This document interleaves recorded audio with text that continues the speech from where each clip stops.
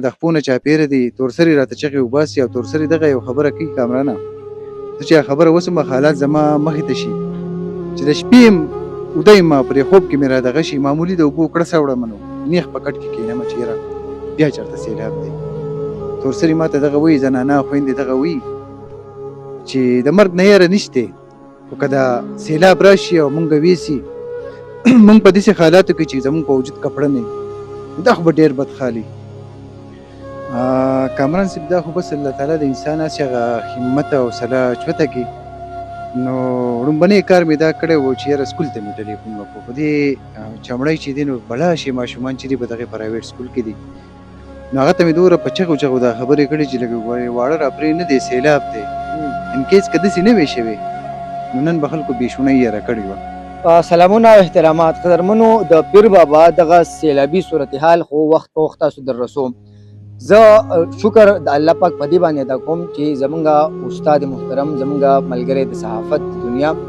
هغوی چې د دغه سیلابي صورتحال لیدلی نو هغوی یو ویډیو پوسټ کړی وه ډېره زیاته وایرل او دې په هغې کې راخواست کړی دی چې یاره دلته روغ یو جم دی او په هغې کې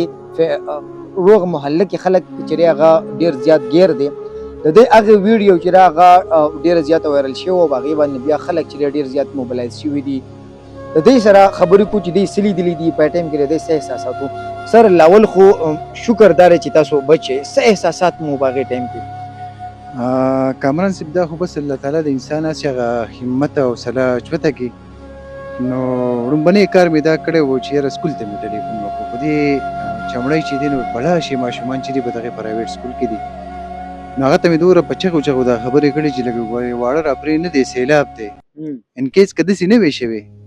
نو نن به خلکو بېشونه یې را کړې وه بیا دلته کې د اوبه لکه هغه داسې د سترګو په رب کې هر څه رالو چې مونږ څه ته سم شوي نه یو چې سره اغستی یا څه دغه کړی خو سرونه م پټول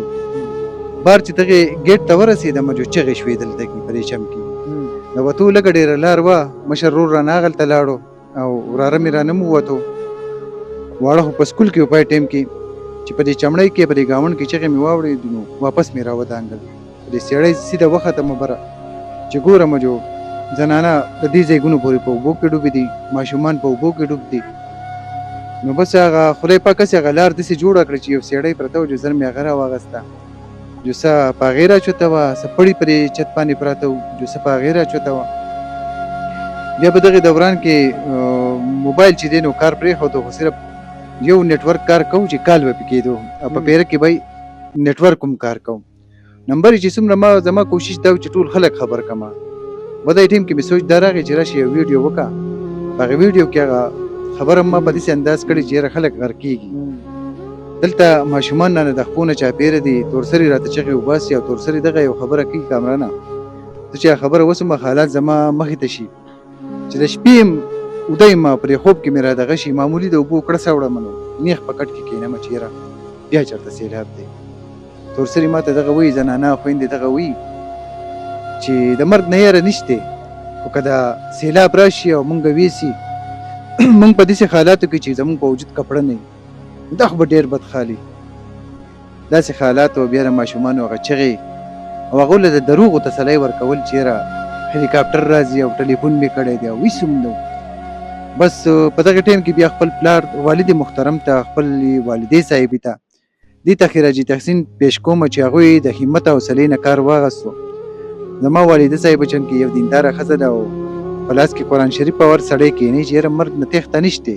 کمرو ټول به بشري کمرو نو دغه فکر او دغه سوچ نه دی کول پکار بیا به درته چمړی خبره وکړم تر اوسه پورې د دې ګاونډ ما غږ نه چوته او ما چېرته تاسو ته به پته وي اکثر د صحافیان ملګري راشي زوی مې بخیر دی بېشوڼۍ ته لاړ شئ قلندرنګر ته لاړ شئ هلته کې بلا شي خلک اوس هم د خاورو لاندې پراته دي که زه اوس دا حالات تاسو د مخې دي د کور حالات زمونږ داسې دي چې ډېر په ګرانه باندې واپس دې ته کې ژوند جوړېدلی ژوند به ډېر په ګرانه دلته جوړ شي ځکه چې څه وو هغه خو داسې حالات ته رسېدلي کامران ستاسو د مخې دي کټونه دي که بسترې دي یو طرف ته فیملی دغه غم دغه سیلاب سر یو طرف ته د کور دغه ذمہدارۍ چغې سیلاب کور غم بل طرف ته به حیثیت صحافي د سره د سکول د ماشومانو هم غم و د چم ګاونډ د خلکو سره هم غم و څومره لوی ذمہداري د صحافت سره ته محسوس شو په دغه ټایم کامران بھائی اوس هم زه لګیا یم خپل کوشش کوم بخنه د بېشونۍ د قدرنګر د خلکو نه غواړم بیا مې هم کوشش کړی دی هلته ورغلی یم خو صحافت چې دی کامران صاحب ډېر ګران کار دی صحافت هر وخت د مرګ سره لوبې کول دي او زما په خیال زه خپلو صحافیانو وروڼو ته ویم چې غږ دا نه دی پلانکۍ صاحب راغی او منسټر صاحب راغی بل صاحب راغی بل صاحب راغی غږ دا دی دی تباه شو دی غرق شو دی مړ شو د ده کور وران شو دله څه وکئ دله څه وکئ دا خلک ژوند ته راولئ د منسټر د اواز نه څه نه جوړېږي د بل د اواز نه څه نه جوړېږي خو په کار ده چې دې خلکو له لاس ورکئ دا خلک په داسې حالاتو کې دي مایوسه دي خلک بل یو خبره زه زیاته ډېره په معذرت سره کومه کامران بھائی څه خلک داسې دي هغه راوتې دي چې یاره د بونیر خلک دي او په مختلفو ځایونو کې ګرځي چې یاره زموږ یې کورونه وړي دي نو که زه تا ته ووایم کورونه د هغې خلکو وړې شوي دي او هغه خلک وفات شوي دي چې هغه درانه او پښتانه خلک دي د دغې خلکو تورسري به د ولږې مړې شي خو دا به چاته لاس ونه نیسي دا به چېرته چاته ونه وایي چې زه په ناره ګېډه یم زه به تا ته نن د یو کس خبره وکړم چې هغه ته نوم وللیکو چې یاره تا ستا نوم ولیکو ستا تاوان شوی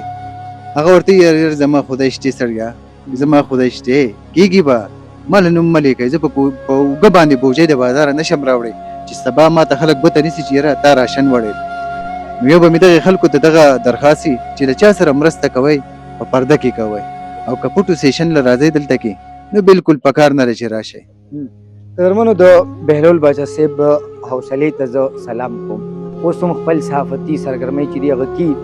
او د خپل کور چونکې ړنګ دی کور خراب دی ملبه د بکې او ډېر نور هم د سیلاب هغه پوره کم احساسات او د هغې باندې چې کم سخته تېره شوې هغه هم د خو بیا هم د خپل صحافتي منډې تړلې چې دي هغه وښي دی ته زه حراج تحسین پیش کوم او د بونیر د خلکو د دې په بونیر باندې هم یو ډېر لوی قرض دی په دې خپل علاقه باندې ځکه چې د دغې علاقې په اواز چوتولو کې ډېر لومړنی هغه انسان و چې دی په دغې سخته کې هم اواز چوت کړو د دې د اواز د وجې ډېر ماشومان چې دي هغه بچ شوي دي الله تعالی دې دې ته حوصله ورکړي ښه د بد وریدو